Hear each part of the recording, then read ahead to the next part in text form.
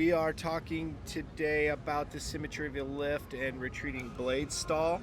I found this really cool animation from the on this Sikorsky here that I think is going to be a really good example of how the kind of rotors work in space. So, can you see this animation?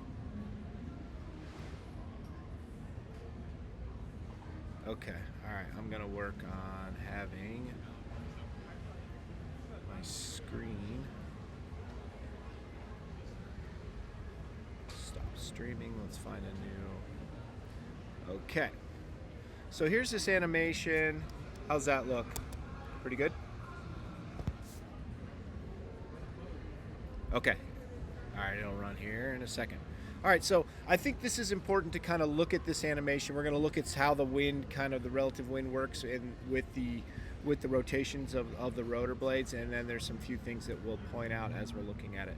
So here we can see where the wingtip vortices coming off of the rotors and how they work, and how we have that stalled air in the middle of the rotor, the driven in a stalled region, and then here we can see in the middle the kind of the turbulent air in the stalled region of the inner part of the rotor blade. From here, there's some pressure ratings that we can look at. This here is the displacement magnitude of how much the rotor blade moves in flight from its flap. So it flaps down, flaps up, and it's showing you how much, and we'll talk about this in more detail, but it's showing you how much that happens and in what locations of the rotor blade that it happens. Here's the pressure difference in the rotor blade. Where is the center of pressure shown? The pressure coefficient in the rotation of the rotor blade. And part of the reason why rotor blades use a symmetrical airfoil is because the center of pressure doesn't change that much. As seen here, we have a very similar center of pressure across the whole leading edge of the disc. And that's part of the reason we use that. Engineers use that symmetrical airfoil as opposed to an asymmetrical airfoil. Here, this is the simulation force of the amount of force on the blade as it's flapping up and flapping down. And we'll talk about why the blade flaps in a minute, but has to do with the dissymmetry of lift and how we compensate for that by adjusting the flap in the blade. And so here we can see that the blade is the amount of force raising up on the blade is higher in the front, and it becomes less as it rolls into the retreating blade. So here's an example again of those wingtip vortices. Here's our displacement magnitude. So we're seeing that the blade is flapping up considerably in the rear, flapping down in the front, and we have this 90-degree section where because of the plane of rotation, the inputs are felt 90 degrees later, so we see that happening in the 90% in the 90 degree section. So here's our blade flapping down as we get to the nose of the helicopter. As we get to that 90 degrees later on the port side, we start to flap up, and we're getting that max flap up in the rear for increasing that lift to compensate for dissymmetry of lift. So I'll get into the details of all this, but I really wanted to show how this process works before, so you can get a visual. So when we start talking about it, you can kind of visualize it, and then we'll revisit this video towards the middle of the presentation.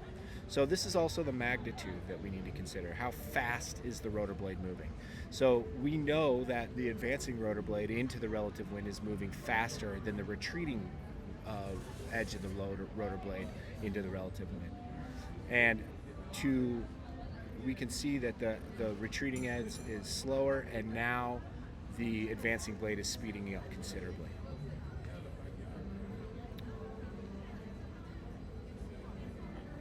So back to my presentation here.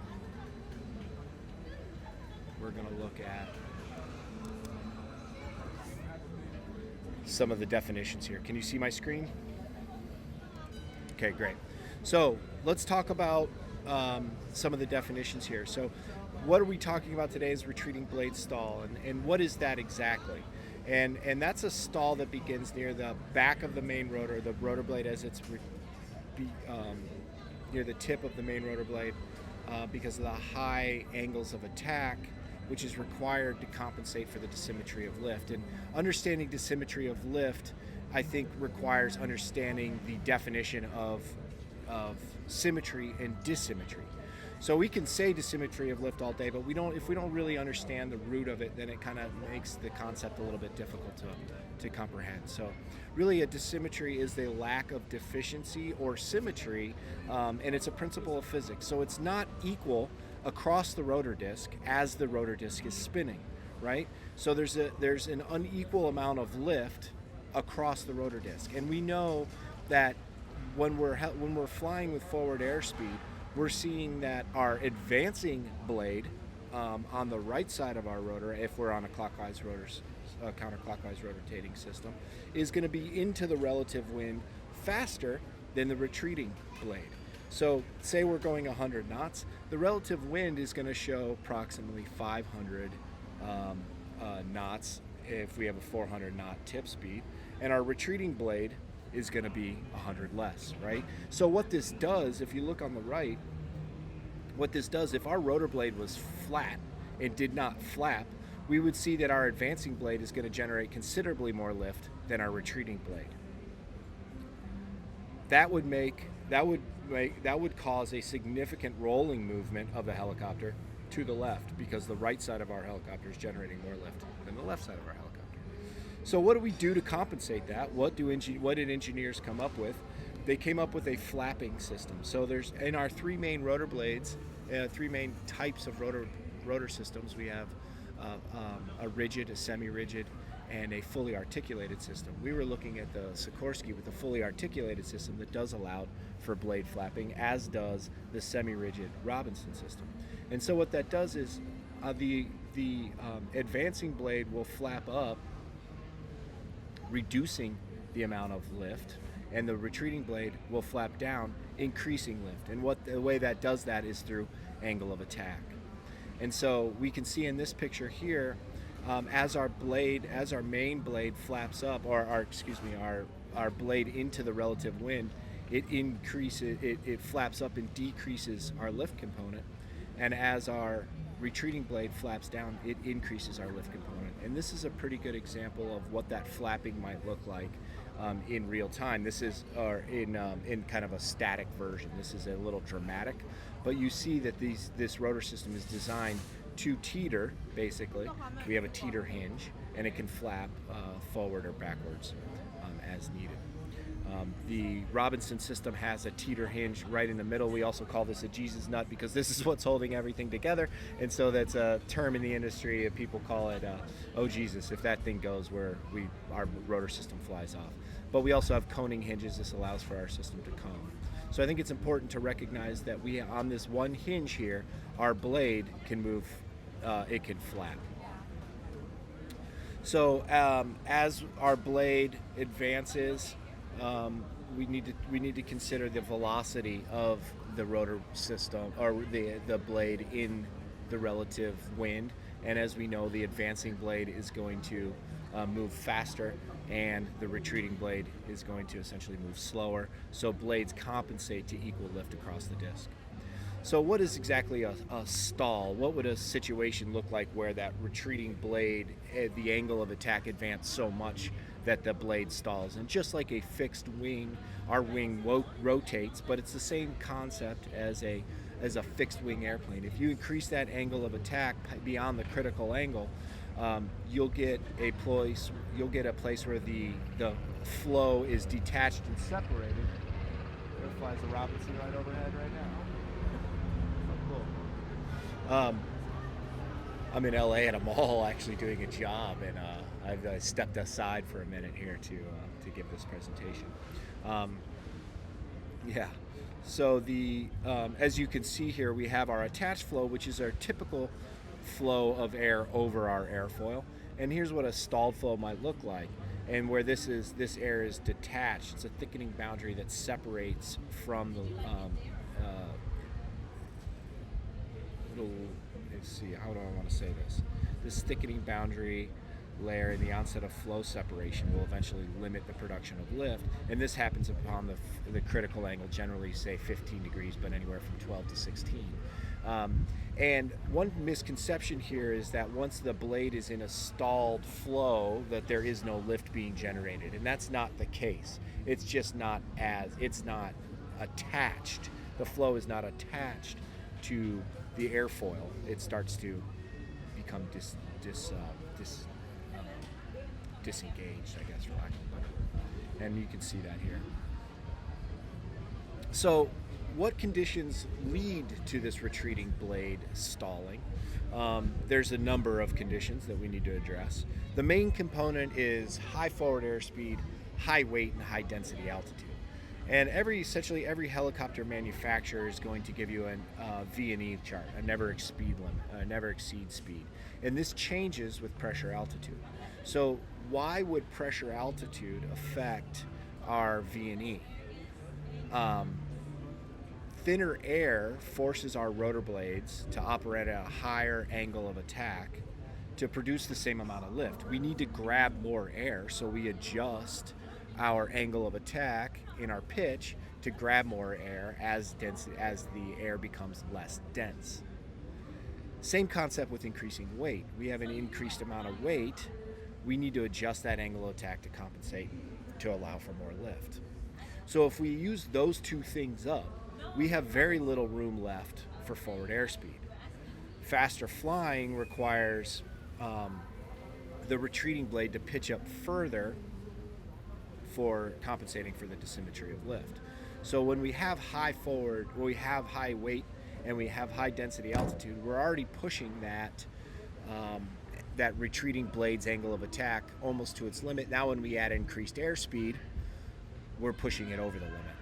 So we can see here upwards of, density altitude of negative 10 degrees. I mean, we can run essentially in a R44 at 130 knots at sea level without being an issue. The hotter it gets, the higher the altitude gets, then we run into reduced airspeeds to compensate for that adjustment and angle of attack of the retreating blade.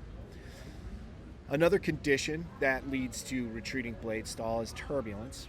And this one I think is pretty straightforward, but I think it needs to be explained because you get the concept of if we're being thrown around a lot at high air speeds, we could potentially have some rotor issues, right? But it's really the sudden air movements in the updrafts.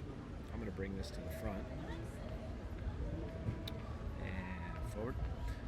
Sudden air movements and updrafts and headwind gusts instantaneously push the blades and the angle of attack past its critical limit. So if we're already close to our critical limit, and then we get some turbulence and we get thrown down, or we get thrown up, or we get thrown forward, or if we get a headwind component that throws us back, we can our rotor blades might move into that stalled region of 12 to 15 degrees, increasing that angle of attack.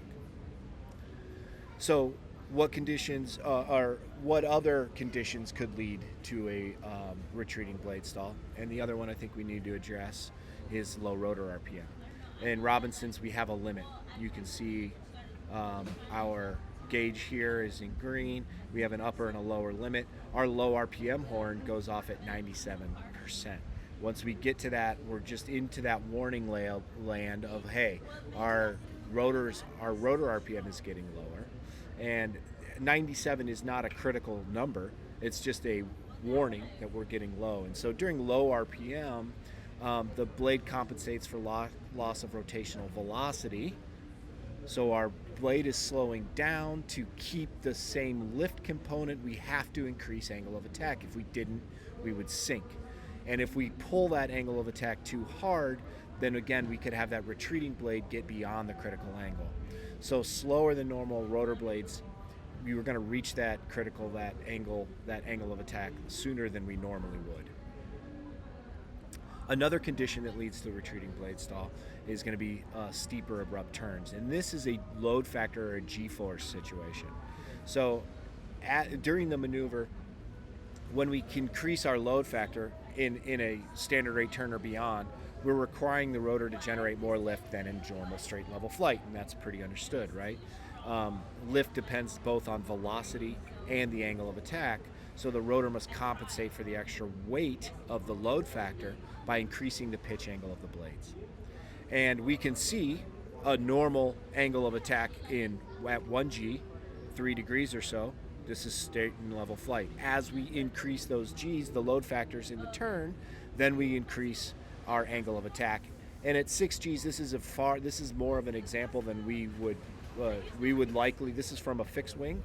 I did not find anything showing this for a rotorcraft, but since this is fixed wing, we can figure about half would be the similar scenario here. So at around 3 to 4 G's, we could essentially exceed that critical angle of attack, and that really starts to happen, as you can see here, in 12 to 15. If we just move these down one notch, is where we might see 3 to 4 G's. We might start to experience that 12 to 15 degree angle of attack, which then put us into a stall. So what does this mean, right? So when do we start to feel this? When do we start to experience it? And what do we do should we start to recognize it? And the first indication of a retreating blade stall is we're going to get that low frequency vibration. And the way I remember our vibration scenarios is if we have a low frequency vibration, that means it's coming from high, so low to high. And the reason it's low is because the main rotor spins slower than the tail rotor, so that frequency is going to be a lower frequency than we would have a high frequency, which comes from our tail rotor. So the way I remember this, low frequency vibration means our main rotor is experiencing some issues, and if we allow this to continue, that retreating blade will develop a stall, and it's to the left. Thank you. Yeah, I got that wrong. I don't know why I put right. I'm reading this. I'm like, well, right. I must have been. I finished this at like 4. Yes, that's right. I was thinking about the one you're ripping around in, lucky dog. So if we allow this to continue, that retreating blade will develop the stall, cause the nose to pitch up because we're losing that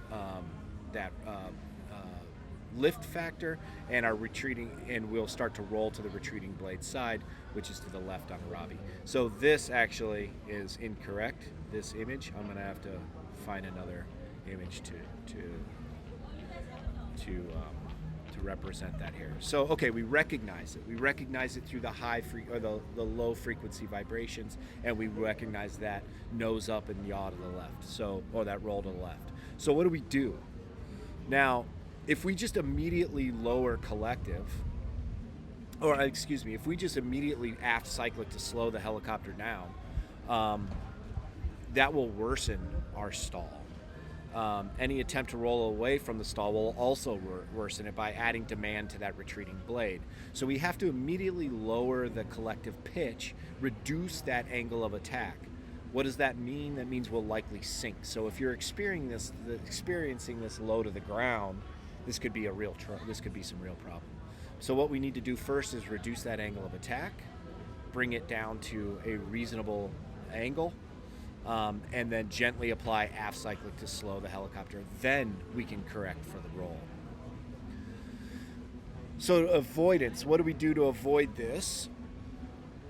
We need to maintain awareness of our V&E, right? So know our limitations in the helicopter, and follow our density, altitude, and weight limits.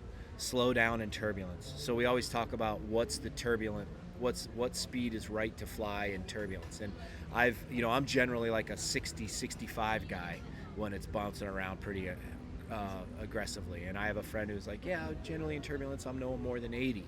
80 seems like a lot. And I don't know the exact answer for that. And I would like to get this answer. And when I do the Robinson safety course, I think I will get more of a 60 to 70. I like that. Yeah, and there may be a safety notice on that, and if there is, I'm going to dig that up, but I'm going to add that to my presentation here. There probably is actually a safety notice on that in the POH. But what the big issue here is one, being low to the ground, because we have to lower that angle of attack. That could get us into some trouble where we have to lose altitude to recover. And if we're too low to the ground, that could run into some issues. But the big issue here is it's gonna increase the fatigue life of our components, and these are gonna through increasingly intense vibrations, which could lead to catastrophic failure. Now, this presentation is